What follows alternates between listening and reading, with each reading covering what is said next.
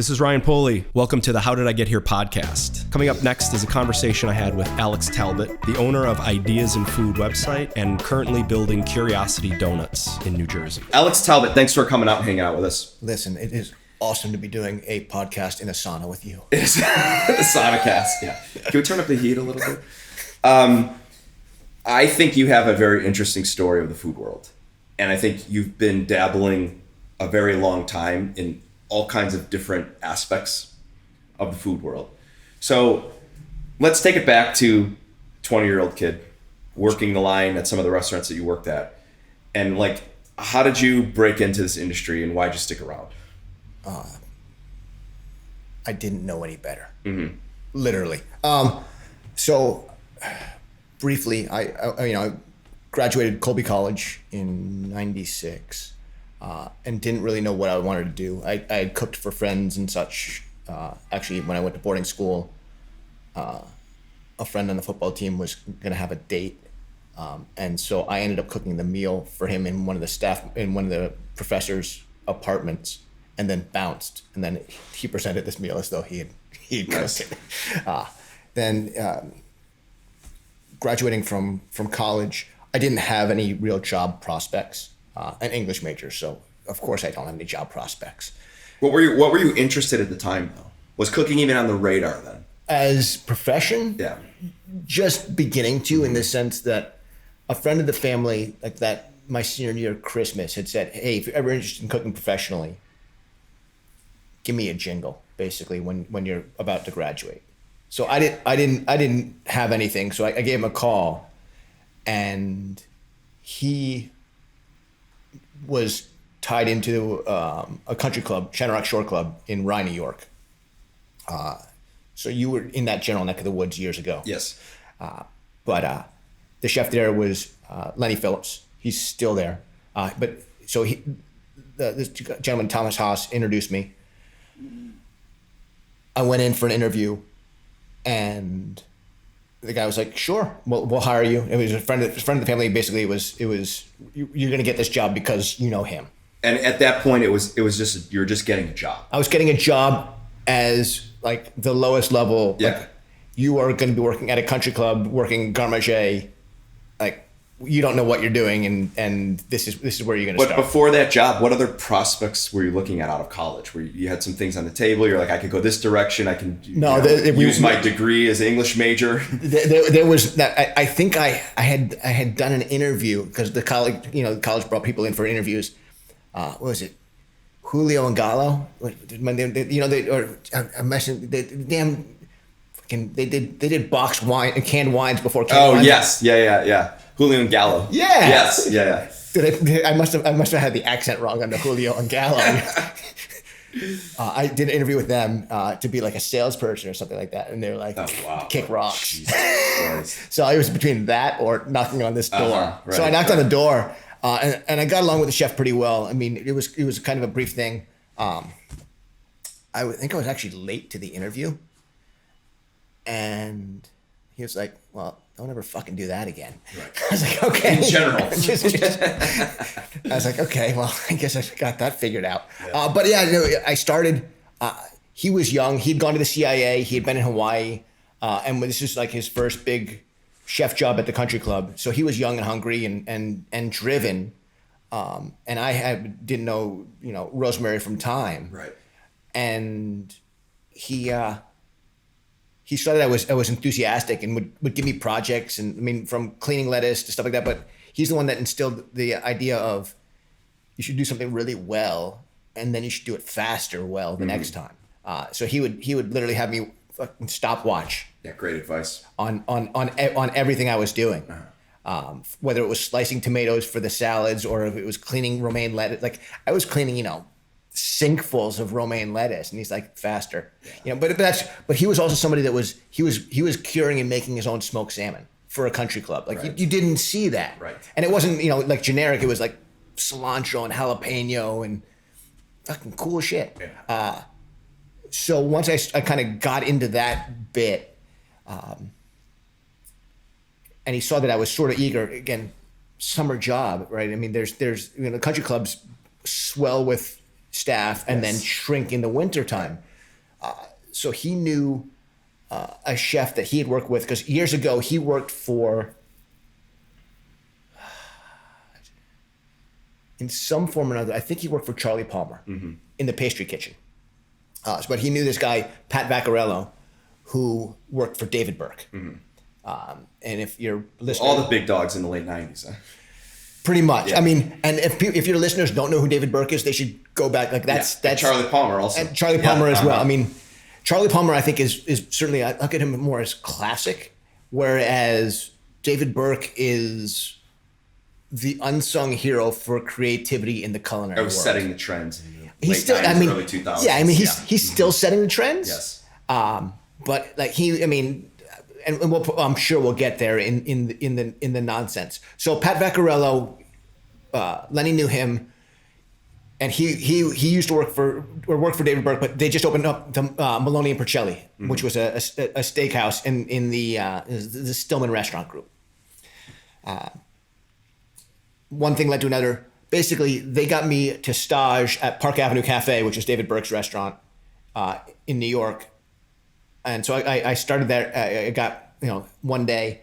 This was after the country club. I'm still at the country club. Okay. This is my day. Like, hey, go check this out and see what real cooking is. Yeah, exactly. So they helped me. Like, I had the country club knives, and they helped me sharpen them up nice. And I brought them in a. So my knife roll back then, I rolled hard. So I used the country club knives, but sharpened up dial. Like they taught me how to sharpen knives.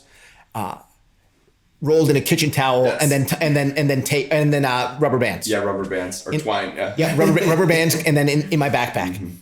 So I went, and I did the stage, and free labor, right? I mean, the stages. I'm not sure what happens to the stages these days, but back then it was totally like the cooks looked at us and was like, sweet, my day just got better. Right. Yeah. I can pass off all this bullshit work on somebody. Exactly. How are you at picking time? Right. But only the third leaf off each stem. Correct. Here's 9 pounds. Yeah. Have at it. Right. But I mean, David Burke's stuff was, he was doing the layered salmon tartare with this super clean creme fraiche on top, 3 olive oil dots, a gaufrette that bent over it, and a chive, but like it was elegant, sexy. Yeah. That was stacked and constructed food. We look at it now and laugh. We're like, ha ha ha. But back then it was like, cutting edge, and who would have thought of it? Yeah. And still some of it. I mean, so again, I'm taking a long way to say. So I did one stage. They wanted me back the next week. So right, who doesn't want free labor to come back the next week? Yeah, right. Keep coming as much as you want, man. So I'd go on one of my days off from the country club all summer long. I would go and stage there, so that when my stint at the country club ended, I actually had a job in New York City. So I got a job at Park Avenue Cafe. So that was my first job, and I was working garde manger, and I then moved over to the hotline. That back then that was the difficult thing. You'd start off garde manger and get your ass kicked, and then you'd have the levels of the hotline. There were different ranks, right? I mean, there was the chicken station, and then there was fish station, and then there was meat, and then saucier, right? And it went in that order. And you got your ass kicked. So when back then, we would make, when I moved over to the hotline, you're making 60 roasty potato. So the chicken dish was a roasty potato, homemade roasty potato, and then roast chicken with garlic butter under the skin, and a broccoli tree. It was literally a floret of broccoli that you'd had to peel and turn into a tree and blanch. I mean, fair David Burke. Absolutely. So you had roasty, tree, chicken built around it, carrot ribbon to bow tie up the broccoli, and then sauce at the pass. But you make sure so. And this is still in the day. I'm sure it still exists in kitchens. But your shift started at 1 o'clock in quotes, but you had to be there by 10. To easily get your by shift. 10. Yeah. You're gonna drown if you show up at 1. Yeah, exactly. You roll in at 1, and I started cooking, and the sous chef at the time, executive sous chef Dwayne, he's now an instructor at the CIA, has been for years.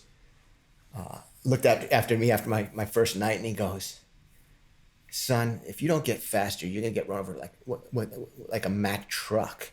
and then someone at the end of the other lane goes, Jesus Christ. Kitchen culture. oh yeah, I mean it was, but that was you had a steamer there to heat up the broccoli florets, but when you've got working with an industrial steamer fast on that opening and closing. Yeah, the burns on your hands are. Oh my God! Yeah, like when you put your hand in, real like burns, it's like boom. Yeah, you burn yourself yesterday, and then you got to go back to that steamer and keep burning yourself, and you just flinch and hoping your 2 days off that it heals. Exactly. Yeah. I mean, there was a hole in the floor of the kitchen that you learned how to pivot off of. It was like a pitcher's mound, right? Like you'd have your moves down so that you could, you plant and go. Right. So this was 96, 97, 98. Yeah. No, just so I started off there. And then a buddy of mine, I met back then, Doran Wong. He was in the kitchen with me and he was, I guess, a little bit more advanced than I was. Vinny Barcelona, who was the sous chef there. Vinny Barcelona. Yeah. Great name. Phenomenal. Yeah. You'd never guess he's from Jersey. You think? But so anyway, Vinny knew a buddy of his was Ken Oranger, who was just opening in Boston. So actually, Doran left Park Avenue before I did, but I was there. I was at Park Avenue like 6 months. Okay. It was not a long stint. I was living on a futon in a friend's apartment in Gutenberg, New Jersey, named after the great Steve Gutenberg. Steve Gutenberg, yeah. And I was taking the short bus to Port Authority it was working doubles on Sundays, making zero money, less than zero money. Yeah. It was shift pay, right? So shift pay, it was $75 for a shift. And a double, you got 125. Right. So you're there 16 hours. It was like, this math sucks. Yeah. So I ended up going up to Boston, and I got a quick job at like this small little place, but I can't remember. It was the West Street Grill. I can't remember it now. And Doran had gone to work because Vinny knew Ken. Mm-hmm. So Vinny put in a word for me as well with Ken, and Ken was looking for somebody. So again, my day off from West Street Grill, I went over there, interviewed with him, and he was like, he hired me, and I had some time before I had to go back to work, whatever it is. So I literally went into the dish pit, changed my clothes, and went to work for however many hours, and then so I'd work because I gave legitimate notice at the other place, but still would go work in the mornings for Ken, and so that's when and working for Ken was a that was huge in my culinary learning, and helping shape I think who I became as a student of food.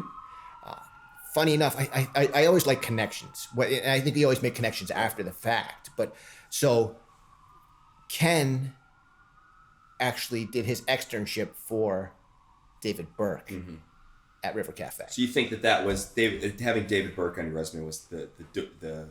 No, not at all. It was that Vinny had gotten Doran in the door. Yeah. Doran spoke, like Doran saw that I was young and hungry. The two of them, and then Ken was, again, this is back then, Ken had just come back from California. He was young and hungry. Uh-huh. So he was looking for people that were just like-minded and like would work. Yeah. Like just you would work. Mm-hmm. And Ken was doing, groundbreaking food. It was insane. I mean, I was thinking about, especially for Boston at that time too. You're saying Boston's not refined? Boston. No, I'm just saying at that time there wasn't, everybody was looking at like New York and LA was having a moment around that time. Also. LA was a little bit, and really, Thomas Keller had just recently within the past 3 to 4 years opened a French Laundry, right. And that was a game changer. Mm-hmm. But again, this is a time when information traveled at a way different level, so you actually had to go stage somewhere, work somewhere, or eat somewhere. Like bring back a menu. Taking photos at dinner wasn't even a thing yet. No, there wasn't photos. I mean, and when it became a thing, it was frowned upon. Oh, absolutely. Excessively frowned upon for a long time. Who's that asshole with the flash over there? Right, yeah. And he had a huge camera out. It wasn't like how we do it now. but then it led to the sites of something like eGullet where Correct. The games began. Right.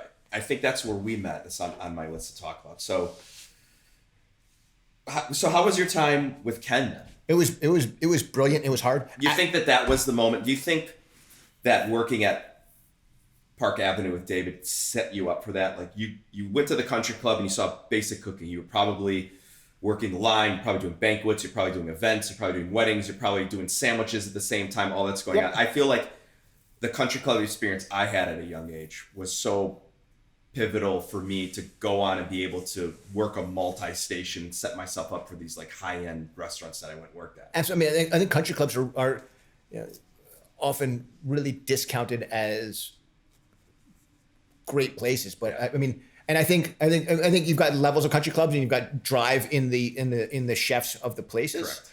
But Lenny was always driven. He's always trying to improve. Like we're still in touch. Mm-hmm. Like literally we'll text, not all the time, like not like best friends, but like, no, yeah.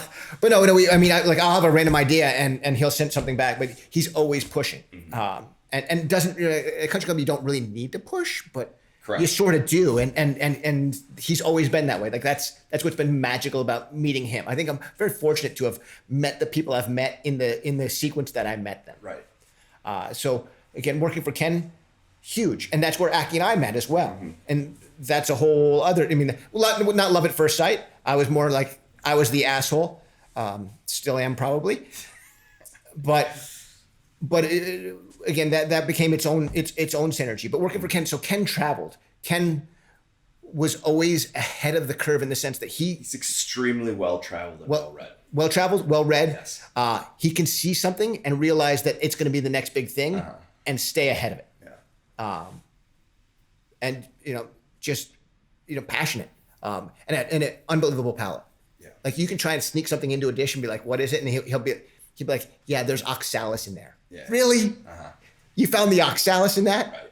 Right. I mean, or you steep chickweed in it for 30 seconds. Mm-hmm. Who's got chickweed in their back pocket? Right.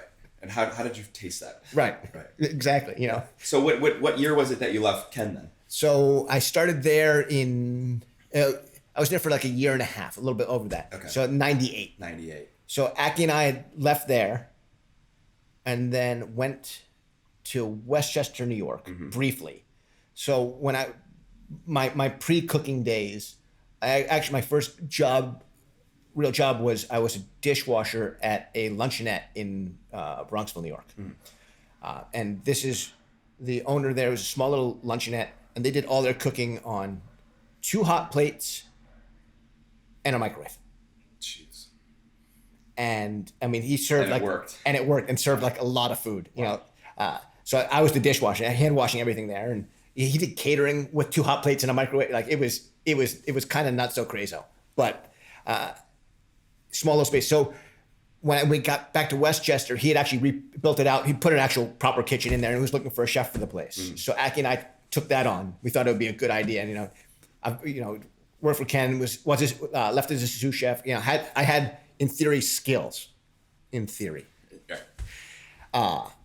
And we took it on, and we were going to do it, and the place was kind of a dump. We had to like clean everything. We were used to having everything. When you get to that level, it gets spoiled. You get spoiled really fast. You're like, what the fuck? Like and then nothing works, and you're like, what the fuck? Well, I need this, and this in order to make it happen. And they're like, and the guy's like, I was cooking on a hot plate a couple weeks ago. This is what you got. This is what you got. Yeah, right. Exactly. Here's some sticks and some tinder. Have fun. But yeah, so we did that. So what kind of food were you doing? What kind of food were you interested in doing?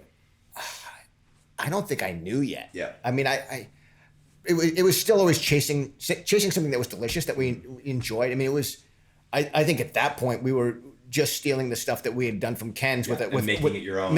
Trying to make it our own. That's a normal transition, I think, for sous chefs, chef de cuisines, cooks. When they get into the position of creating their own dishes, they're replicating what they've learned in order to find their own voice and style. It takes many years, I know. I'm still. It's.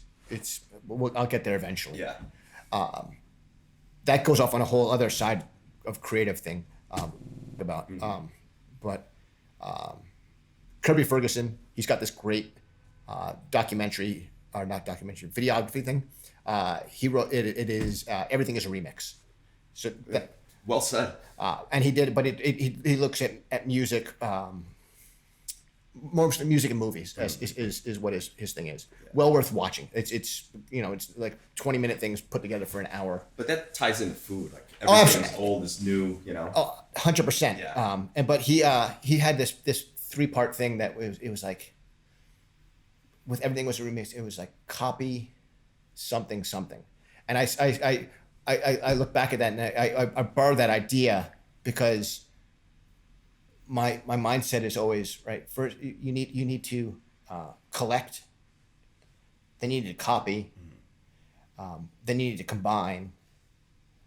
Then you can transform and finally you can create. Right. But you need to go through those steps. Like you need to collect everything. Then you need to copy it because. Are those in your mind? Are those the steps of creativity in your mind? Oh, absolutely. I mean, you have to be influenced by something in order for an idea to spark, right? I mean that's all it is being willing to just bounce. Mm-hmm. But really it is you live life like so you collect experiences. I mean I think that's you're a great person that travels and collects experiences. I don't leave my house, so mine's a lot more limited. No, but I mean back in the day. Like we talked about, there was no Internet of Things. So I would actually walk. When I staged in Manhattan, I would then, on my days off, I would walk to restaurants that I respected and knock on the door and ask for a copy of the menu. Right.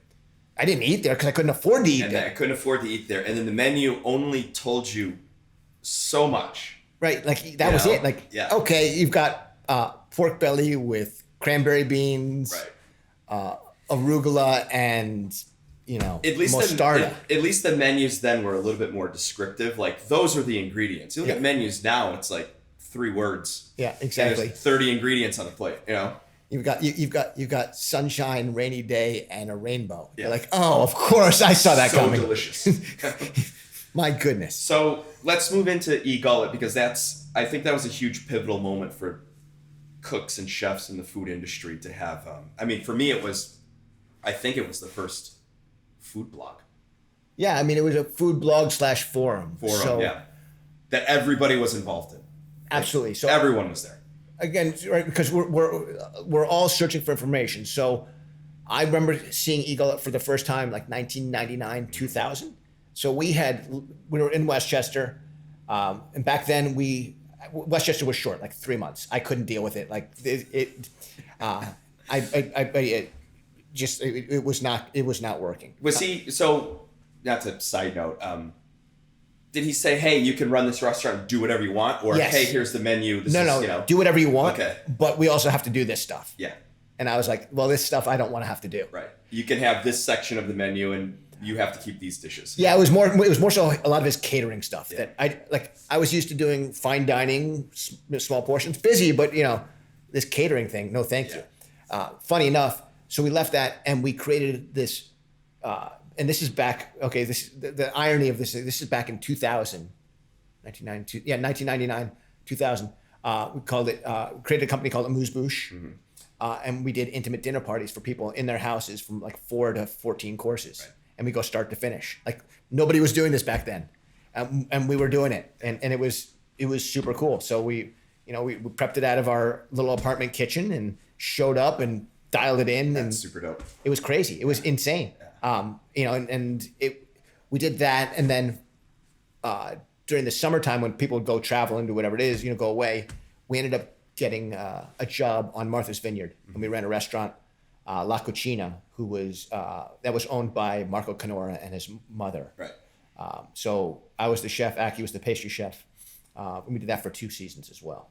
And that's 2000, 2001. Right. We got married in 2000. And we actually were on the vineyard already. We flew back for the wedding day and then had to fly right back to work. That's such a culinary industry story, We got married, and then we went to, at the end of the season, we had some dollars, obviously saved from working on the vineyard because we worked nonstop. And then we went to Napa Valley for the... Like, chef, can I have the morning off because we're going to go get married? Well, yeah, but you got to be here by 2. Right, exactly. You know, like, and then... Who's going to put the order away? Right, 12:45, he's calling you. Hey, where are you? The ceremony hasn't started, but chef, we'll be there right away. Like, don't worry. Chef. I got it. Yeah. So then, okay, so around 2000, when did Ideas in Food, like, when did the idea for the Ideas in Food come out? So super close in this huge timeline, and then it'll happen. So after the vineyard, we did that 2 seasons. We found a job up in Damascotta, Maine. Yes. At the place called the Bradley Inn. And we were there we ended up going, it was a season, but I went up and cooked, did a trial dinner. They wanted to elevate the place from like a country inn to Relais and Chateau, or that's what they told me. So, light bulbs going off. I'm so happy. Yeah, great. Get there, and it's a slightly different story. But back then we were, again, doing, I think that fine dining influence from Park Avenue Cafe and working for Ken, we were trying to do it. I mean, we were dry aging squab in the walk-in. We were making our own prosciutto. We had a kitchen garden. We were cooking with hops and shit like that because that's what we could grow. And that's where we're e-gullet. So we were in Maine, right? Pemmican Point. So this guy Jeff from Pemmican Oysters would come knock on our door. Like Jeff was like 6'4" and 6'4". I mean, he looked like Paul Bunyan. Yeah. And would show up with these bags of oysters, and that's back then. He would have these oysters the size of my shoe. Yeah. And he couldn't ship them. They was too expensive to ship. So he'd sell them to us. So we'd pop them open and then clean them up and then use those.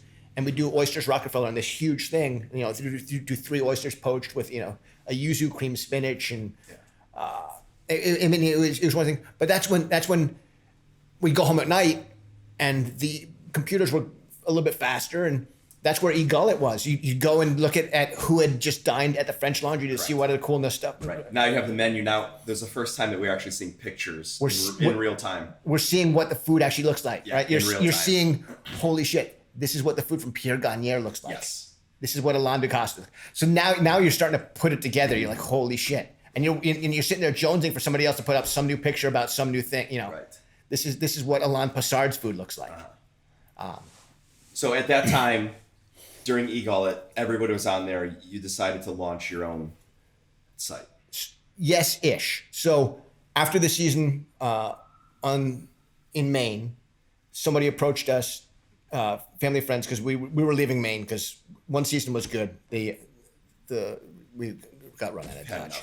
We got run out of Dodge. Yeah. So back then, we're in Maine, right? So the opening menus, whatever, I refused to put lobster on the menu, and the owners were ready to kill me. And I was like, lobster's everywhere in Maine, Why exactly? Why take a but so I wouldn't put lobster on the menu, neither would I put steak on the menu. Yeah, that didn't go over well. Right, we did squab. I was like, squab is way cooler. Yeah.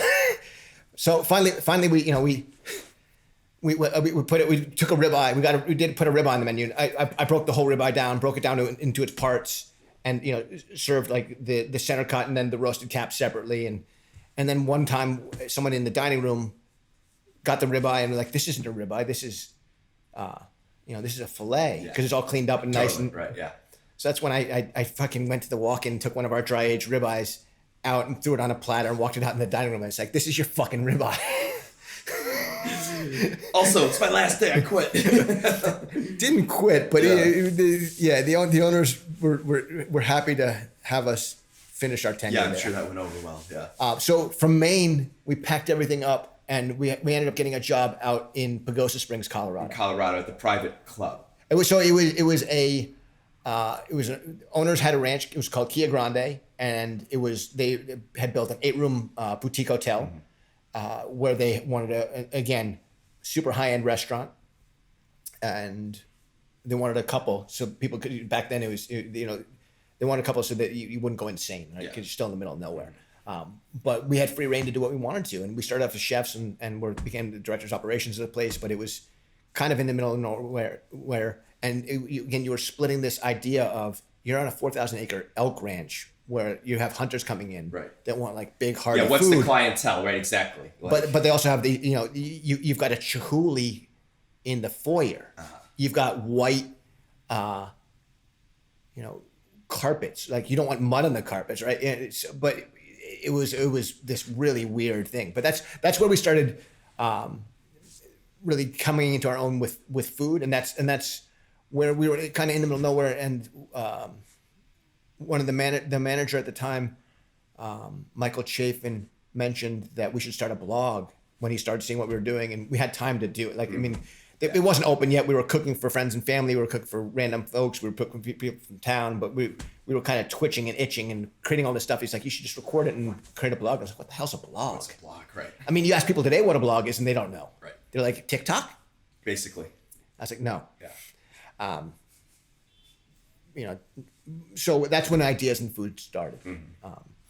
And that was 2004, like December 2004. Yeah. I feel like the culinary renaissance in America was started in like 2003 and went all the way to like 2009 or 10. Yeah, I would even take it a shade after that. But Yeah. A lot of young chefs doing super creative things, especially in Chicago.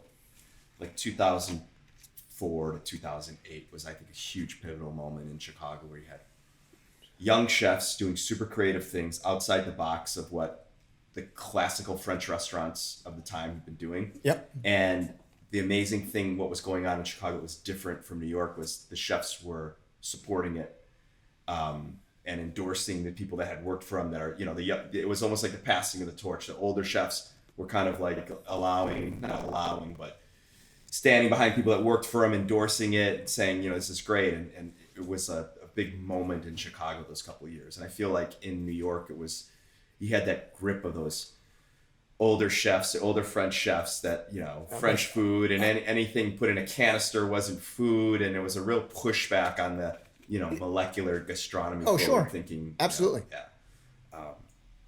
And I think that's where a site like yours in HDIGH was super pivotal and important, because it gave an extra voice to young chefs looking for something different. Yep. You know, you worked at a couple French restaurants. You're like, okay, I could go here and I could kind of learn the same thing but different. Or what's this guy Grant Achatz doing? Yep. Like, wow, this is really cool. This is interesting. You know, El Bulli had just started to get the momentum where you were reading about it everywhere now, and it wasn't something that you heard about whispers in back hallways. You know. Yep. Absolutely. I mean, it was an interesting time. I mean, we were there and we were sharing ideas.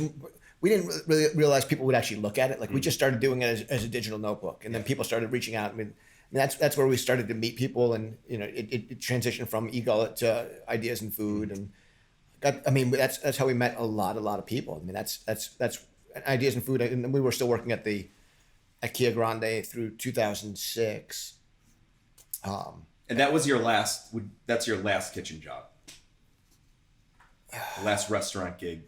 I guess we'd say last restaurant gig. I mean, I've been besides what you're doing now, but the last restaurant gig where you're the chef making menus, changing, you know. Yeah. Absolutely. Yeah.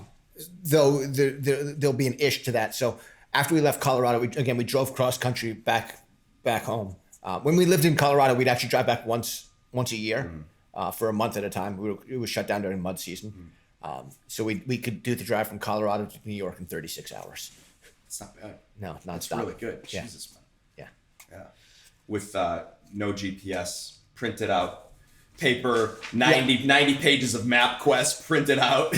So the Garmin had just started hitting. Like that. There was the early days of Garmin. Yeah. Absolutely. Yeah.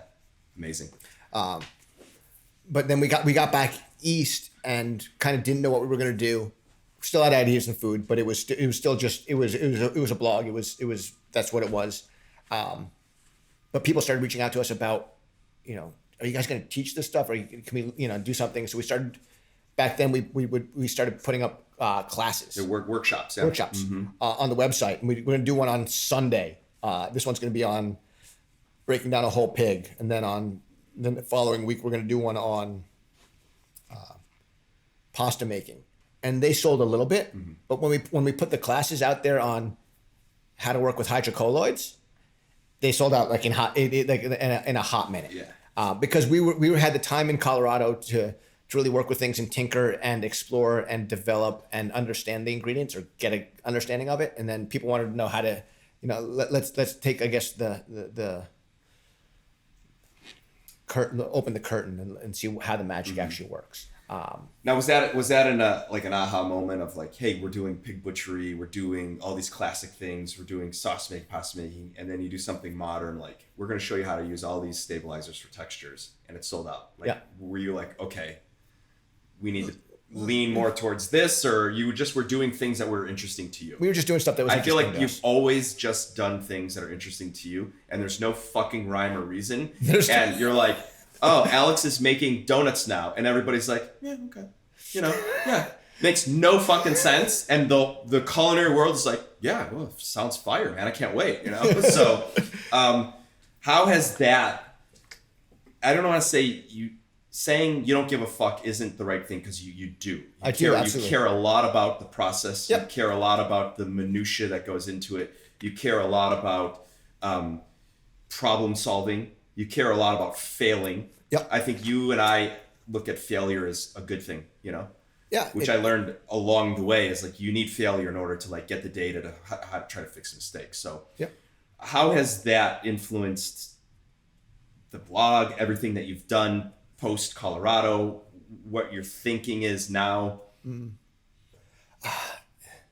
mean, it's been a lot. I mean, so 2006, I said we'd never go back east again or west again. A friend of ours, Steve Stallard from Bliss Caviar, a friend of his knew somebody who knew somebody. We ended up going back west in 2007 to run a private ranch for the season in Montana. Gorgeous. If you haven't been in Montana, go to Montana. We came back from that and now really didn't know what to do with ourselves. And that's when the classes really started picking up. And that's when we turned Ideas in Food from just Ideas in Food into a consulting company. Yes. Actually turned it into a proper company. Started working with chefs and companies and stuff like that, and doing private workshops and classes for chefs. Besides just the stuff we put on the website, people would actually do private sessions. And what was great, and this speaks directly to failure, is on a couple of levels. One is people came to see us because we'd already made a lot of mistakes. So then we could then teach through the mistakes and be like, okay, this like we've done it. We've screwed it up completely. But also, when you're a chef in a restaurant, you're looked at as infallible. So how does somebody infallible go and learn? Right. So what would happen? And there's a lot of ego involved in that too. 100%. Yeah. But chefs that actually want to excel find a way to learn. And a lot of that was they'd reach out to us and then we would do private workshops. So nobody knows they're actually visiting Ideas in Food. And we'd spend 2, 3, 4 days together and they'd leave. And again, it was always an ongoing thing. You have any questions, let us know, and go from there. And we've, that was the model. I mean, and some people happily promoted that they spent time with us, and some people was happy to say they didn't. But I always looked at Ideas in Food as a failure-based company. Right? We get paid to fail. It's a great way to look at it. It is. Yeah. But it hurts some days. I mean, I think I struggle, Ryan, often in the sense that we have always been on the edge, on the periphery of things. So those that need to find us can find us. We are referenced a fair amount, but I don't think we're referenced as much as we probably should be. I don't think the hat tips enough in our direction over the years. I mean, I've always said give the ideas out there for free, and we do. But it's nice to every once in a while be like, hey, I got this from, right? Hey, these guys should actually catch the glory. And do I say that for financial reasons? Maybe. It would be nice, but also it makes you feel good when somebody says, hey, I learned it there, as opposed to, I don't know. But that said, we still do what we do. I mean, Ideas in Food, I think as the blog itself, we don't write much on it these days. We use it. I think social media helped kill our blog. Pretty much. That and COVID. It still exists. We still post things now and again on it, but we use social media, Instagram, Twitter-ish these days. But I still want to bring it back. I haven't figured out how to do it. But we started, where was I? Yeah, so we did the 2008 is when we started the company, and our daughter was born then as well. Let me think. Yeah, we started the company, and then our daughter was born. And then we started like, oh shit, now what do we do? And that's when we, again, through dumb luck, we started writing cookbooks as well. The blog counter gave us some substance. Right. And I got through Ideas in Food, Mike Anthony reached out to us to borrow a circulator for Gramercy because his had gone down and knew we had it. And so I gave it to him and loaned it to him for a while. But he knew Rika Alanique, who was a publisher or was an editor at Clarkson Potter. And when she started talking to Mike about, I need like a sciencey food book. There you go. And that's how the introduction happened for Ideas in Food. And that sort of started that bit of things as well. I feel like there is a great amount of people in the industry right now who know exactly who you guys are, that came up with you with the blog, that were there in the beginning, that came to you for questions and answers. You've helped out so many people. And then I feel like we're in this kind of quagmire of a space where the rest of the half of the industry has no fucking idea who you guys are, what you've done. I mean, just the cooks that I've talked to, like, dude, you got to go to Ideas in Food. Like, what's that? Like, how do you not know? Well, like, and that's it. So like our first book, Ideas in Food, it sold relatively well in the world of book thing, but I thought it would have sold like, tons and tons. I mean, it's a small book.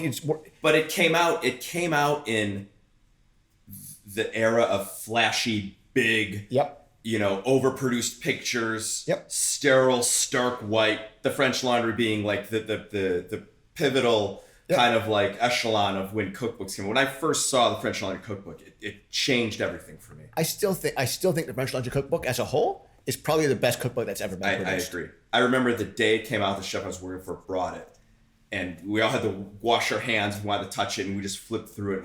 I was like, I didn't know. First of all, you have something inside of you, and I'm cooking and I'm working at these bistros, I'm slinging food, and I know my station needs to be clean, but I don't know how. Right. I know things need to be labeled and dated, but I don't know how. We have, some containers have lids, some don't, some fit. We're wrapping everything in plastic and poking holes in it.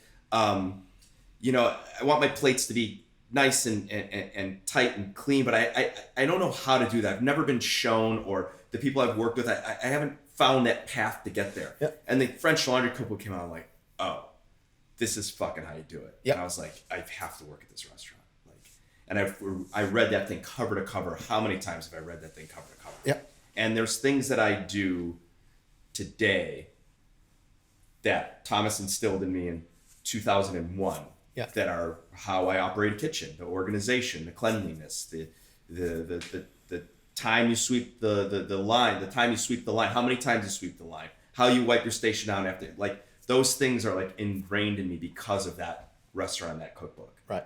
So I think your book came out in that time of, we have this new kind of way cookbooks are being looked at, these coffee table, these huge symphony of books, and yours came out with more information and more data and more like clever ways to look at things than any of those books ever had. And it was like, oh yeah, it doesn't have any pictures. It's got no pictures. It's got no pictures. I actually have to work for this one. Yeah. But if you go back, it's, and then, our second book, Maximum Flavor, I think also brilliant, but that one sold unfortunately less than the other one. Like, these are books that should have sold.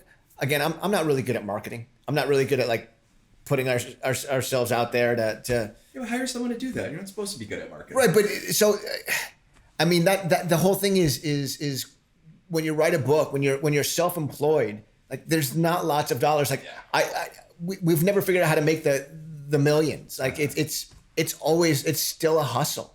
Like, every day is a hustle, Ryan. I mean, I wish I could say donuts, but donuts don't make any millions. Yeah, right. I mean, we'll get to the donuts in a minute, but I mean, that's it. I mean, it's always been a hustle. Yeah. I mean,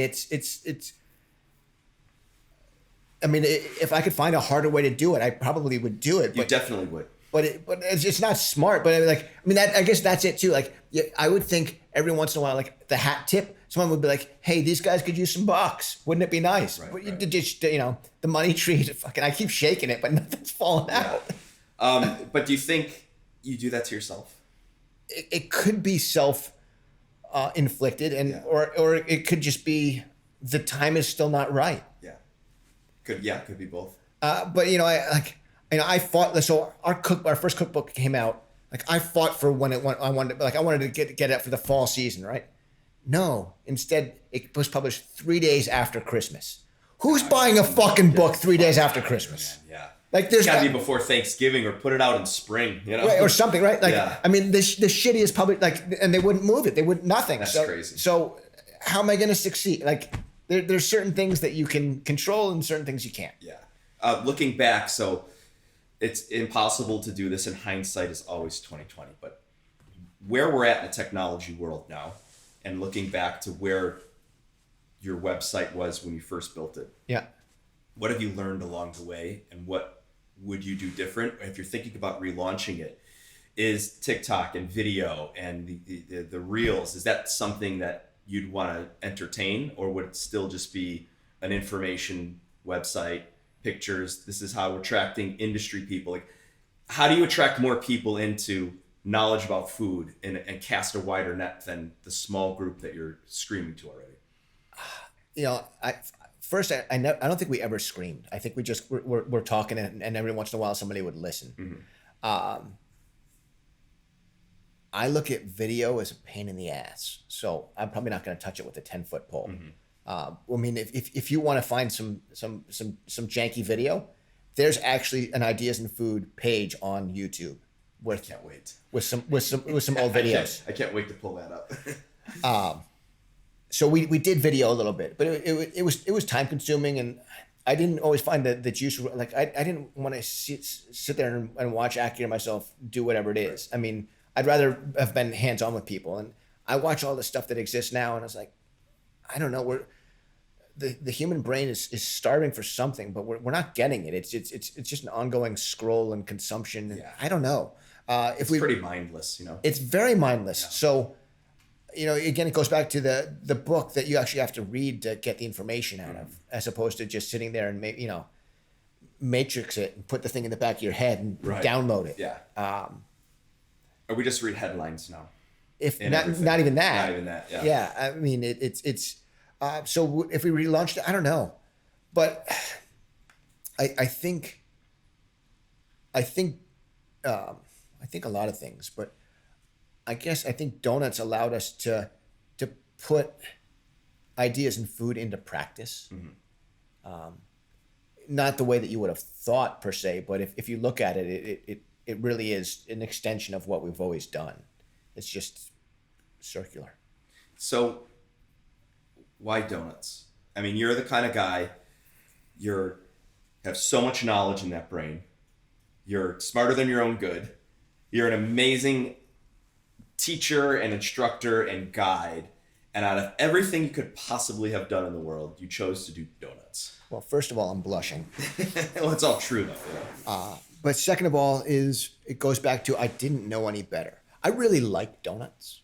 I think I've always liked donuts. Mm-hmm. I mean, you could say who doesn't like a donut, but I've had lots of people tell me I don't fucking like donuts. That's bullshit. I was like, well, you're just an asshole. Right. Also, try one of these donuts. But so, and I think there's been an underlying dough fetish. Pasta's a whole other story. We can talk about that for days. But with donuts, there's actually in the first cookbook there's a sourdough donut. In Maximum Flavor is the original brioche donut, no knead brioche donut, which was inspired by years ago. We went to do a presentation at the CIA. Francisco Magoya, brilliant pastry chef, he was teaching up there at the time, but he asked us to come up there, and he was using the Apple Pie Bakery was his forum for creating. He was actually one of the first people, I think one of the first to actually deep fry croissants, but it wasn't a cronut back then. It was literally just a deep fried croissant, yeah. Which is super delicious because it's still light and airy and not pounded on. Yeah. But he made us 2 brioches in this big thing, and he's like, which one do you prefer? And I was like, I like this one. He's like, well, that's actually your brioche. I was like, yeah, but it tastes super decadent. He's like, well, it's your brioche, but I doubled the butter in it. I was like, oh, that's fucking genius. Who would have thought to double the butter and brioche? And brioche, yeah. So I took that idea and put it in my back pocket, and I was like, that'd be great for a donut. And that's what it became the no knead brioche donut in maximum flavor, and that had the buttermilk lime glaze, which was the original signature of things. So how did it become donuts? We had lived in Levittown, Pennsylvania, and we're moved up to New Hampshire, and we had a new workshop space there, and we had the consulting, and we're finishing up cookbooks with some chefs. But when people saw that we were in New Hampshire, they were less likely to come there to do workshops because they thought New Hampshire was in the middle of nowhere. It is. It is, but it's not. You still get there. You still get there by an airplane and have to drive. Like, it's this. You don't need a rocket ship yet. But due to a series of unfortunate events, we ended up we were transitioning back to Pennsylvania, and on one of the trips down, we were looking at houses, and in Stockton, New Jersey, there was this great farmers. It was an indoor farmers market, one of the first indoor ones around here. And we had done some book signings there, and you had used to go there. We took a Maya up there for macaron, and there was a barbecue place and a pizza place. And I'd always liked it, and I was like, we should try and do pasta here. But they had like a pasta vendor already there, so that was not going to happen. But we went in there, and I saw an ice cream machine in the back for sale, like a Caprigiani ice cream machine, and I knew the market manager, so I was like, I'm going to get this thing for cheap. Yeah. So I went up to her and talked to her, and she's like, yeah, the ice cream people that just left, they're selling it. And I was like, how much do they want for it? And she's like, $28,000. I was like, Later. I'm out. Yeah. That's all. I'll give you $2,000. That's only 29,000 more than I had. Totally. Yeah. But she's like, yeah, they left, but there's a space opening up. And I was like, really? I was like, well, we're moving back to the area, right? Okay, we're moving back there. We're looking at houses down in the area. Yeah. And I was like, oh, well, I'd love to do frozen custard, not scooped ice cream, but classic frozen custard. And she goes, well, what else are you gonna do besides frozen custard? Because obviously the ice cream people just went out of business. So you need something else besides that. And I was like, I don't know. Donuts? And she liked it. And so then I talked to the owners of the place, and they like donuts, and they knew Dreesen's. If you've I don't know Dreesen's. Dreesen's is out on in East Hampton. Mm-hmm. So of Martha Stewart and Ina Gartner fame, there was this deli, and they had a donut robot in the window, and they were dropping donuts, and all the fancy rich folks would be getting these donuts in a greasy paper bag, cinnamon sugar or Were they good sugar. donuts? Or? Yeah, look, a hot donut is always a good donut. Yeah, correct. I mean, people that sell hot donuts are cheating. Yeah. I mean that it's not fair. It's not. Yeah. So anyway, we said this was at the end of August in 2015. And mind you, we still live in New Hampshire. So that weekend, I committed to us opening up the first weekend in October, a donut shop in the Stockton Farmers Market. Mm-hmm. We still lived in New Hampshire. Okay. So we opened up Curiosity Doughnuts that first weekend in October. I commuted from New Hampshire to Jersey / it's right on the Pennsylvania border. 20 minutes? An hour? What is that? Yeah, good 7 hours. Wait, what? You drove 7 hours? Yeah. So we had family in Langhorne, Pennsylvania, so that's where I could stay. I set the whole, it was a shared communal kitchen in the back. I set it up. Did you put a bed in there too, or made a little apartment for yourself? I should have, but yeah. So we started Curiosity Doughnuts.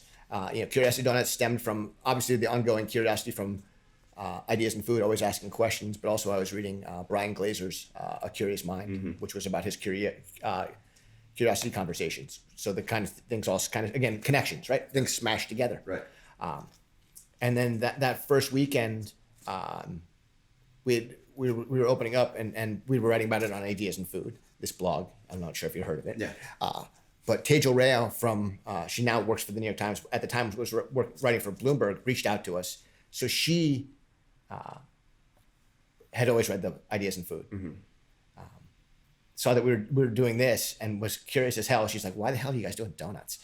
But we reached out and came down and interviewed us and came and took pictures and wrote this huge glowing review about our donuts, Yeah. and that kind of lit a fire up under everybody. So we had people coming from New York and Philly and Sure, Jersey, yeah. and that kind of lit up. That was like, holy shit, Curiosity Doughnuts is something. And it's still you traveling 7 hours. Yeah. So again, I thought if we opened a business in Pennsylvania, New Jersey, our house would magically sell immediately because karma's good like that. Karma gave me the finger, and so I ended up commuting for 7 months. Jesus Christ. Man. Yep. We finally sold the house, moved down, and then we had Curiosity Doughnuts. And again, back then we had a vanilla yeasted dough, a chocolate yeasted dough. We started with this donut called a drop donut. I was originally going to use there was a donut robot in the back of that kitchen that I was supposed to use, and I turned it on. And I cleaned it all because it was a janky old thing, sure. and then turned it on and it powered up, right? But I didn't really test it. I just saw that there was power. So the day that opening morning, right? I turned it down.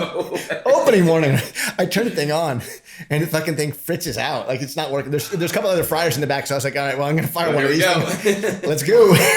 Yeah. Wow. And so my drop donut was supposed to come out of the robot to whatever it is. My other bunch were rolled and yeasted, and that was fine.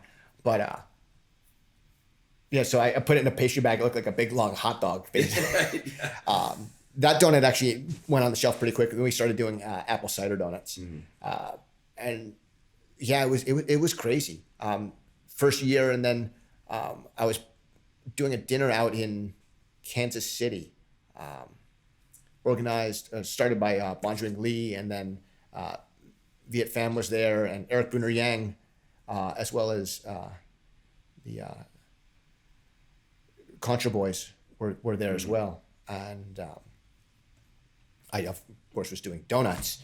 I did donuts. I actually did pasta. I did. Right. I did 2 courses. Yeah, I did full size donuts as menu D's, and then and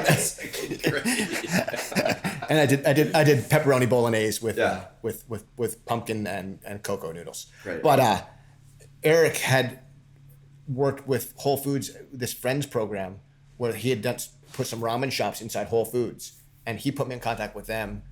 They came and checked out the donuts, and that's how we ended up in the Whole Foods in Springhouse, Pennsylvania. Right. I mean, long story short, we're speeding things up just a little bit, but Curiosity Doughnuts, as I said, it started with a couple doughs, and we officially, I guess, closed the doors in Whole Foods this past July 3rd, with running 24 different doughs. Wow. Yeah. I'm my worst fucking nightmare. Oh fuck. Man. So 24 different doughs, 20 odd different, probably more than that, glazes and crumbs as well. So where are your donuts now? So our donuts are in the world on hiatus. We're borrowing some friends' kitchens to be able to do donuts and do pop-ups and donut shops. Mm-hmm. So we're currently looking for a space, but we shut down again. We just went from start to finish in a blink of an eye, but it was 7 years nonstop of insanity. And I really burnt us out, and needed a break. And this past June, I guess it was June. Aki was like, "I'm gonna give you 2 days. You got this date or this date." I was like, "What are those?" She's like, "You're closing the shop." I was like, "What?"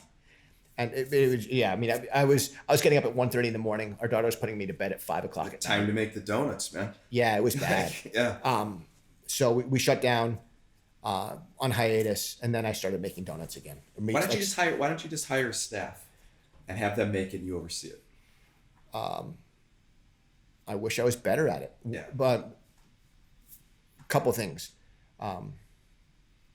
The hours suck bananas, so not many people want to do that. Mm-hmm. Again, and we did have staff. We had a chef for Springhouse. I mean, we opened up a second shop down in Virginia. We did that. That ran for a while. DC. In Tyson's Corner. Yep. Yeah, right. But and our chef there was great. And then we made it through COVID. Okay, but he got a job working for the White House, and so I couldn't replace him in the short period of time. And so we ended up. It was easier just to shut it down. Yeah. And we had staff in Springhouse as well. We had wonderful high school kids would sell the donuts and Cynthia was the chef there, and she also burnt out. But the space was limited. I couldn't get any more refrigeration space. I couldn't get any more. I couldn't get larger equipment. So you We have 24 different doughs. Why not do 8 different doughs? it's not interesting. It's not interesting. I knew you were going to say that. And that's in a nutshell, that's who you are. Why are you doing donuts? Because I'm interested in it. There's no fucking rhyme or reason why you're making donuts. No, I mean it's pretty fascinating. I mean, I am a tinkerer. Yes. But that's what it is I like to tinker, and I don't know where I'm going, but when I get there, I'm pretty good once I'm there. But do you think you like to tinker until you're bored with it and then you're on to something else? No, because I haven't gotten bored of donuts yet, so maybe I just haven't tinkered enough. Okay. But it's so magical to see what can happen with dough, and the glazes and the crumbs. But you have special donuts. So I was telling Preston that me and Matthew came to see you. Yeah. We bought a dozen donuts. Yeah. And we sat outside the Whole Foods. We ate a dozen donuts, and then we got up, said goodbye to you, and then drove back to Philly, and then went for lunch. Yeah. Like, if I told anybody in the world that I ate a dozen donuts, they'd be like, how are you still alive? Yeah. So I know that you're still using rice oil to fry them, or have you... Rice bran oil. Yeah. We started with. We ended up transitioning to sunflower seed oil, but then ended up going back to rice bran oil because of the war in the Ukraine. So most sunflower seed oil right now was coming from the Ukraine. But oil prices in general. I mean, the cost of goods. We could talk. It's so ridiculous. But my oil used to be $37 for 5 gallons. It's now $68. Yeah. Like you start doing the math, and like I had to raise my prices, and I should raise them more. But I want the donuts still to be that approachable luxury. Like I want people to enjoy it and be like, this is magical. Right. You've got all these other places out there that Dunkin' Donuts and other donut shops. Their donuts keep getting smaller and smaller, and they taste horrible. The quality keeps going down. You can tell this was made weeks ago and frozen, or something like that, or whatever they're doing. Yeah, I mean the oil's not clean. But it's really. It's frustrating to me to see the success of mediocrity. I mean, that's the world that we're in right now. So then how am I supposed to, that's it. Like I wake up every day and frustrated with that, but driven to make something magical. Right. So where's the happy medium then? Like where there is no happy medium. I guess we can get into the war and the supply chain issue and post-COVID and inflation. Where does it go when you have to sell a donut for $8? Where you go into a restaurant, okay, a bistro, but that's it. They're in New York. There are people selling donuts for $8.50. Yeah. And being okay with it. Yeah.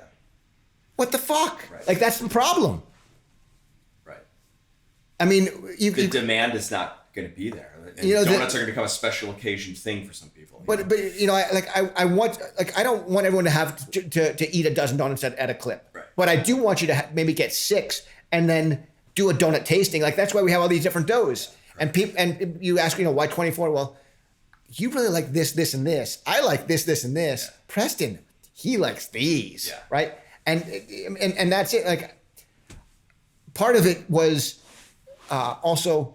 So you asked, why'd you keep coming up? Part of it I think was to increase sales too, right? Because in Whole Foods, all I could sell was donuts. Yeah.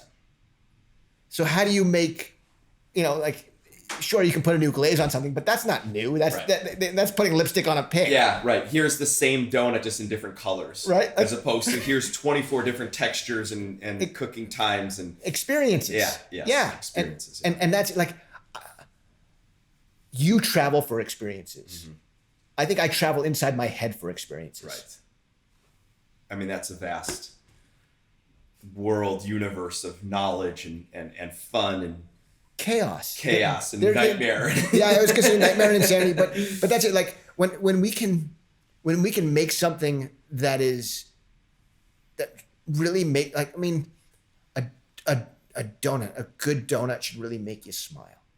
Yeah, you should be able to eat a really good donut and realize that the shit you've been eating. And I think we've all had those moments with food. I remember the first time that I had like a real well done burger that was medium rare and the beef was great and the lettuce was perfect. And I remember that moment of, I can't go back You can't. Or like buying my first pair of like designer jeans and the way they felt and the way that it's like, oh, I just paid $100 for a pair of jeans. Like that's the new norm now. Yep. You know, I'm not going back to JCPenney anymore. This is it. Like, Right.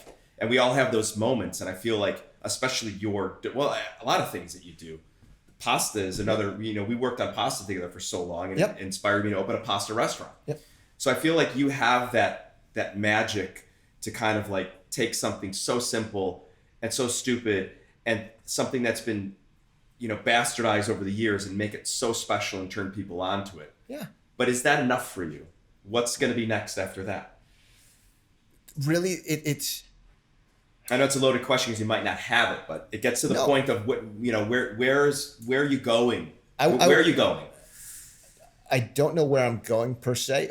I know I still want to get more donuts in more people's hands. Mm-hmm.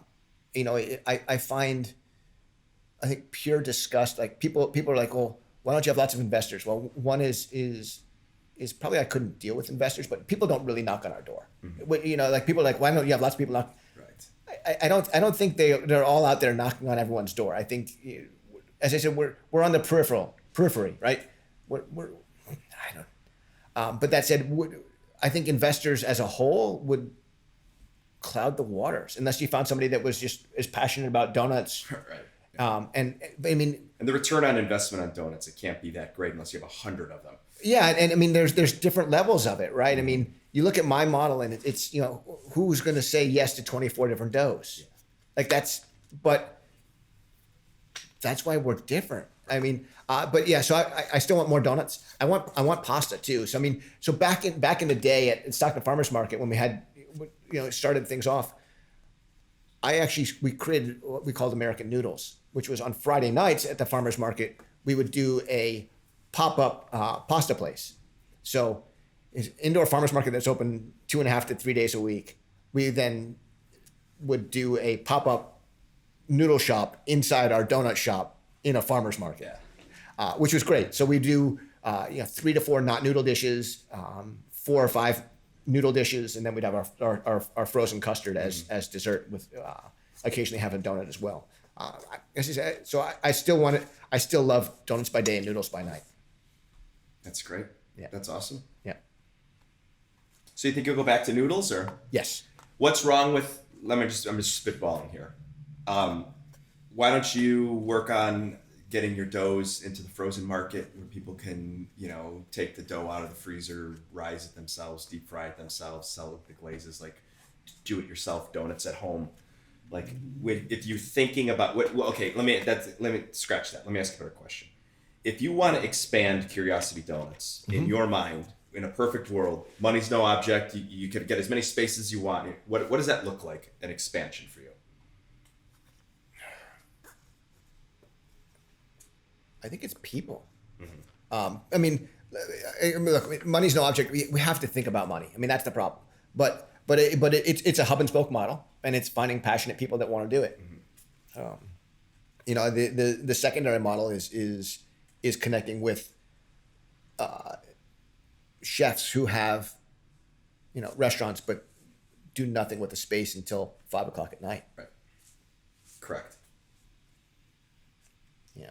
For whatever reasons, lunch doesn't work in that neighborhood or whatever. Yeah, I mean, lunch doesn't work anywhere. But if you actually have something that's good, I mean, that's the problem, right? I mean, you make something that's amazing, and I think what we make is amazing, and I think it's revolutionary and groundbreaking. It's just a lot of work. I mean, that's people are like, you know, how do you? I don't know. It's. But yeah,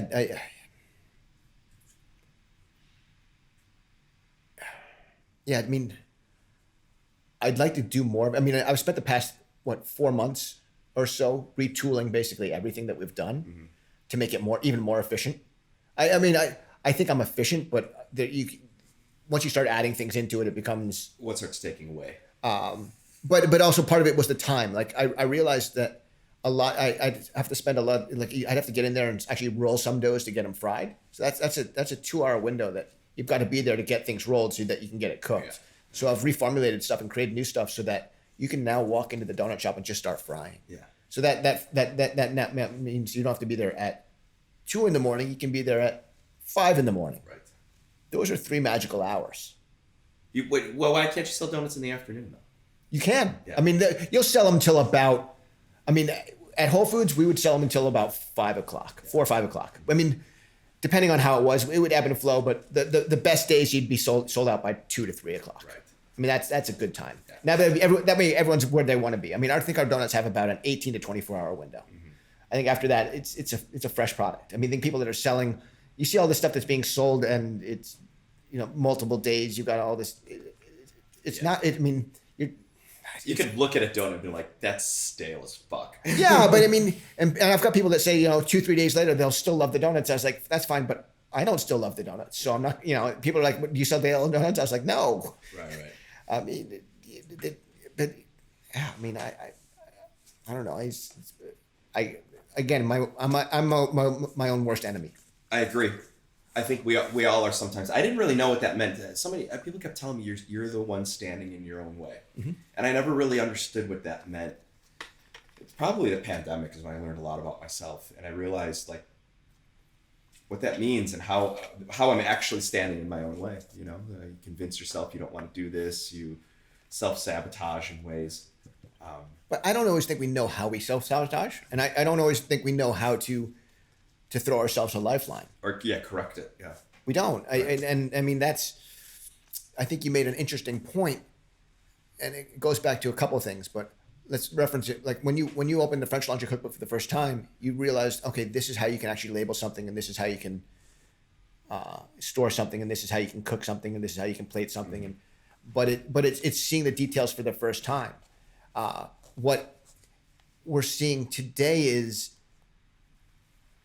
in the modern era, is everyone's seeing the results of all those details, but they're not putting in the time to get the knowledge base behind the details.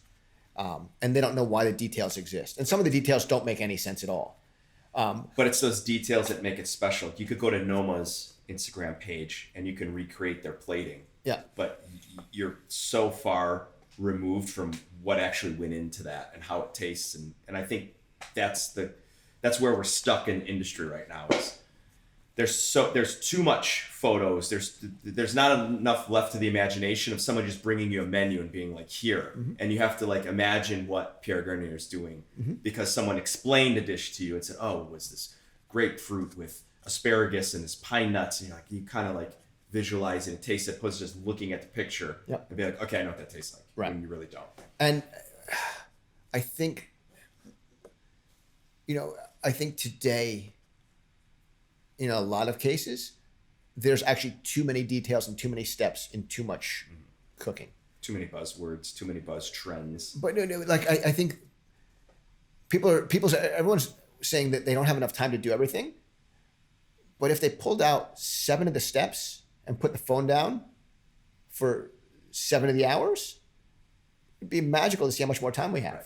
But we're always afraid of missing out, or we're afraid of not seeing something. But if you think back to every day that you've spent looking at for other things, how much good information have you actually gotten? Not much. No. Because there's too much. Yeah. That's where we're stuck. I mean, I think these younger generations, it's too much information, which bleeds into our everyday lives, which bleeds into politics. Like, I don't know what to fucking believe anymore, Yeah. I mean, I don't know. But that said, I still make 24 different doughs. So when are you going to go back to pasta? Because that's how we connected. I feel that's how we bonded. Like the first time I had met you, or the first time we communicated, was through eGullet. I was running a restaurant called Butter in Chicago in like 2005. Okay. And I followed you. I knew exactly what's going on, and you and I had some. I was, I don't remember the details of what I was working on, but I was like, I want to make a foam a little bit more texture, a little bit more body. Yeah. I was having trouble with the egg whites and this and that. And I messaged you. I was like, hey, Alex, blah, blah. And I was like, I'm trying to make this foam, or this sauce, this and that. And you're like, your response wasn't like, and you're never, the great thing about you is you never give a response like, oh, here's the answer. Try this recipe. Good luck. It's never that. It's always, well, Ryan, what is a sauce? And then you listed all these things that could, a thin potato puree could be a sauce, a reduced demi-glace could be a sauce, carrot juice thickened with butter. And I was like, okay, here we go, man. And you didn't give me the answer. You didn't even come close to giving the answer, but you took my train of thought from like, oh, I'm trying to fix this thing into, oh, stop thinking about that and think about all of these other things that you could possibly be doing besides this. And I was like, this guy's cool as fuck. Thank you. I don't know. It depends, but again, that goes to connections. So right. I think I have a great difficulty coming up with like, okay, if you said come up with an idea right now, I was like, what's too broad for anybody? I can't do it. But we need to work inside of a box. No, we do. Yeah. In order to get out of a box, you have to start in a box. Yes. But I mean, I'm really good at connecting and putting things together. But we need a starting point. But you give me a start. So think of it. I'm really good at making ice crystals, but I need a nucleation point. Mm-hmm. Once we have that, I've got you. I got you for days. Right. Yeah. Correct. Yeah. So then, fast forward to Capert is, not even before Capert, it was with Anthony Goncalves. Yeah. And he's like, hey, Ryan, I want you to meet my friend, Alex. You're really going to love him. We're going to be doing some things together. And why don't you come down to New York? You work with us for a little bit and we'll go from there. And I was like, okay, this is great. But when I was in Philly, me and Sholo came over to your house. Yeah. And he's like, let's go see Alex. I'm like, I like ideas in food. I'm like, oh, fuck yeah, man. We just knocked on your front door. You answered the door and you're like, oh, hey, what's up? And we hung out. Yeah. We talked and you gave us a little tour of like the lab. And that was like the beginning. It was 2014. And then we met. We had some communications and he brought me back to help Anthony kind of help him out. And that's when we started making pasta. Yeah. And I was like, I fell in love with extruding pasta. I fell in love with arcobaleno and how they had the machines. And it's great. Yeah. And then he came out to Capert and did a workshop with us, which was awesome. Yeah. I still have those notes that I flipped through.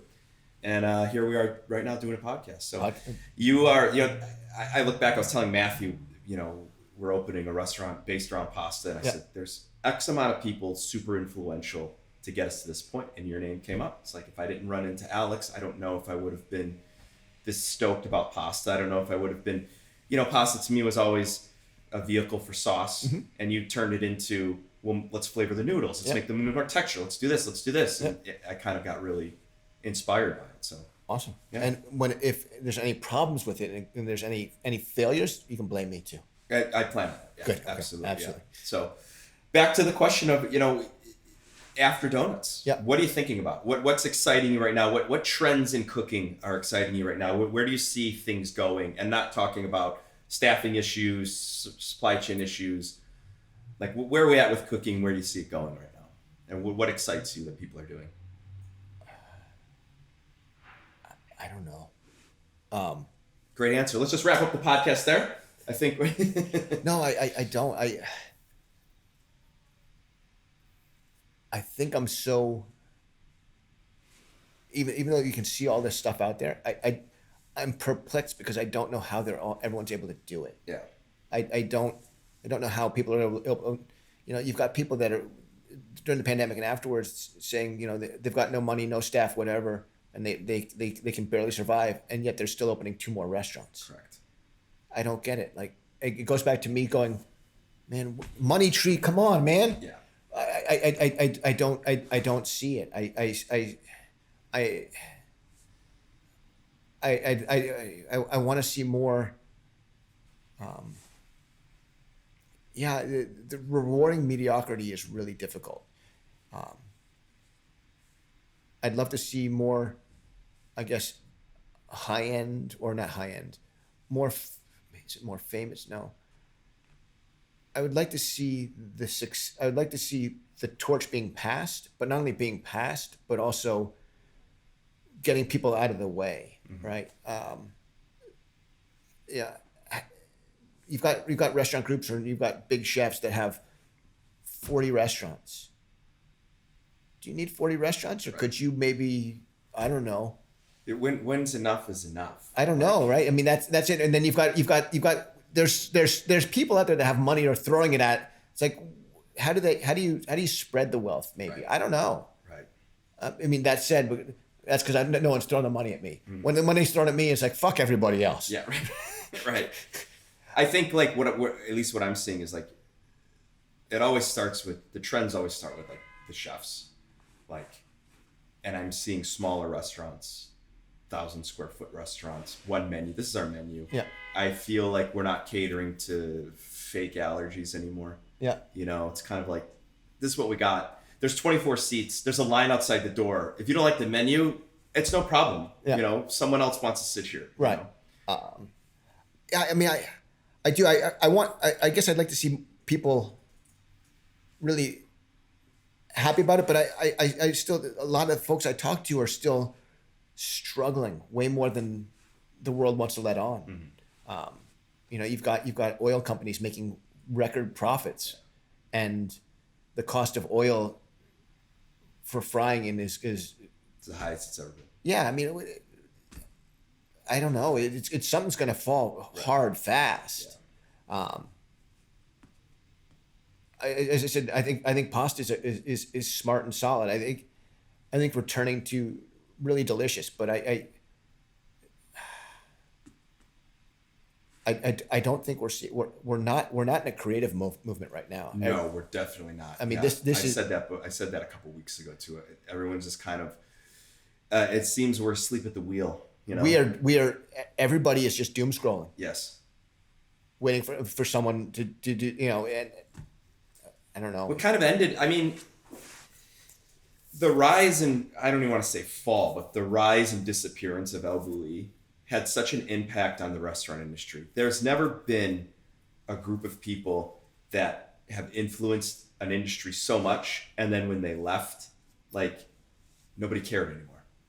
Like, they came in, we waited every year for the symposium in Madrid. Yeah. Here's a spherification. Yeah. Now go to your wherever and do it. And then, hey, we're closing the restaurant, and no one does those techniques anymore. Or if they do those techniques, they're hiding them and using them for textures to elevate the flavor and deliciousness. Yeah, I mean, I think you still see some of them. You actually see it. It's funny enough. It is now. You know where you see it? Europe. TikTok. The home cooks and all the influencers are I mean, seriously, you see they're phones. just getting around to it. They're just getting to it now. I mean, I think the irony is the ongoing joke about our website, Ideas in Food, was that we were 5 to 10 years ahead of our time. Definitely. So the stuff that is popular now, you go back 5-10 years on Ideas in Food, You guys are doing it, yeah, that was the move. But you go to a restaurant, you see a spherification, you're just like, oh fuck. Like if you sat down for a tasting menu, Yeah. super excited, we're really excited you're here. You're having your drinks, whatever, and the first course comes as a little spherification. I'd be like, ah, fuck, this is gonna be a long meal. It's gonna be long meal, but yet they're still doing it and the like in Spain, and it's not. Great point. Do you think Spain is now stuck in the Nouvelle cuisine that they fought against? You know, Fran's whole thing, everybody knows the famous thing. He was at Maxime's, was it Maxime, where he did the speech and Fran asked, what's creativity? And it's like coming up with your own thing. Like the world was stuck in the 1970s Nouvelle cuisine for as long as we know. Like American cuisine was just rehashed Nouvelle cuisine. And then Fran Adria and Albert Adria came along and they gave us these new textures, new everything. Do you think Spain is now stuck in the era of El Bulli, and they're in their way? They can't get out of them. They can't get out of their own way. I don't even look at what people in Spain are doing anymore. I don't know. I haven't seen much, but I catch a bit here and there. I don't know. You understand what I'm asking? You know, it's like are they stuck in that? And are they stuck in everything that they were always been trying to fight? But I think we're all kind of, you know, I think we're all sort of stuck there. Mm-hmm. I mean, maybe just past it, so we fermented everything. Yeah. But everything. But fermentation's always been there. It has, but it's not. Yeah. I mean, it is in various forms. But now, it's sort of fermentation is the salumi movement of this time period, right? I mean, if you go back to what was it, 1990s to 2005, everyone was making their own salumi. Yeah.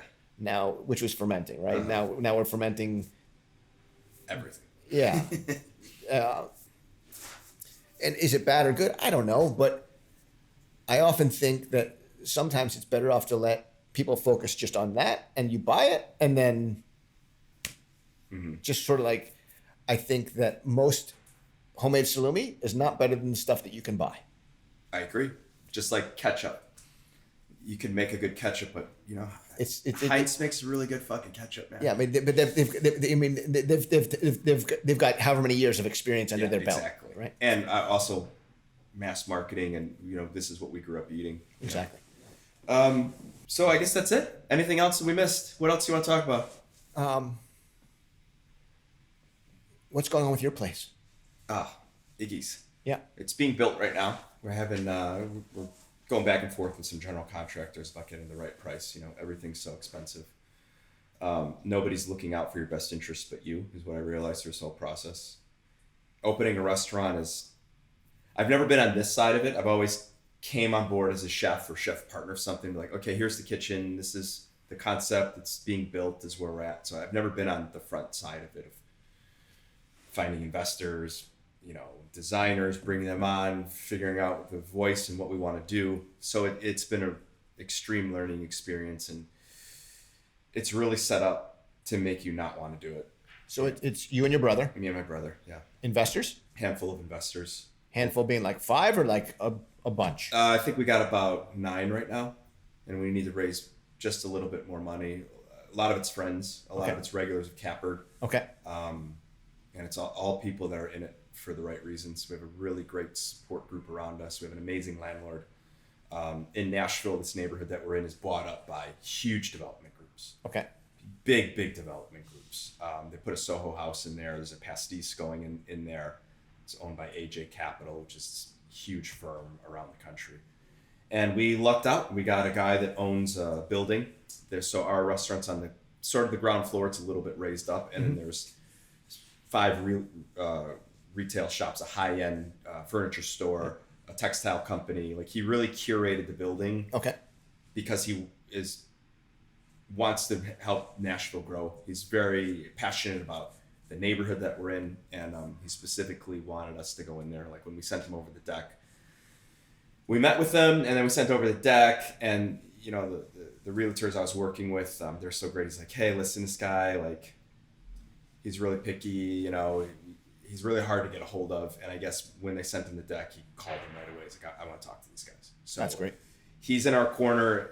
He wants us to be successful. He's helping us as much as he can.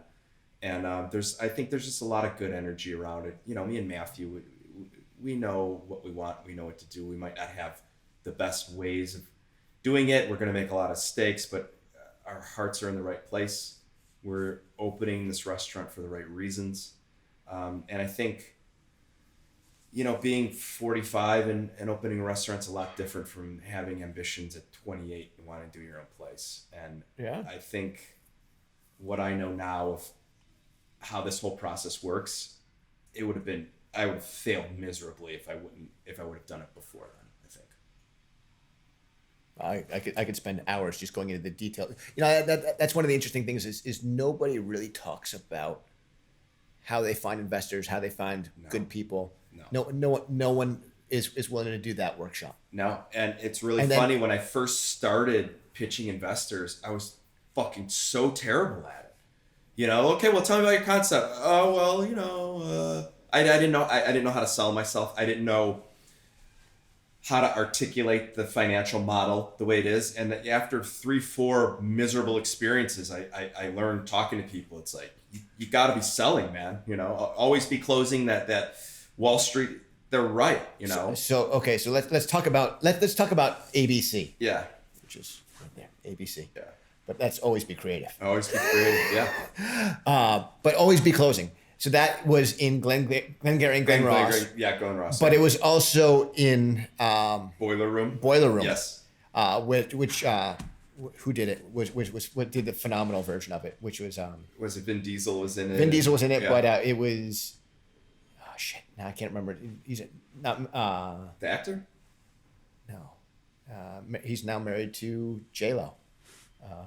Ben Affleck. Yeah. Oh, Ben Affleck was in it too. Yeah. Ben Affleck. Yes. Did that. He's the guy that said it. Yeah. He did it was an Alec Baldwin scene in Glengarry and Ross, and he did that. Yeah. But there's a term called knolling, which goes back to the organization of things. Uh-huh. So knolling is taking anything and putting it in size and shape order, systematically. So if you were going to look at your station, and you wanted to everything always be knolling, everything would be left to right. Everything would be square. Everything would be in size order from biggest to smallest.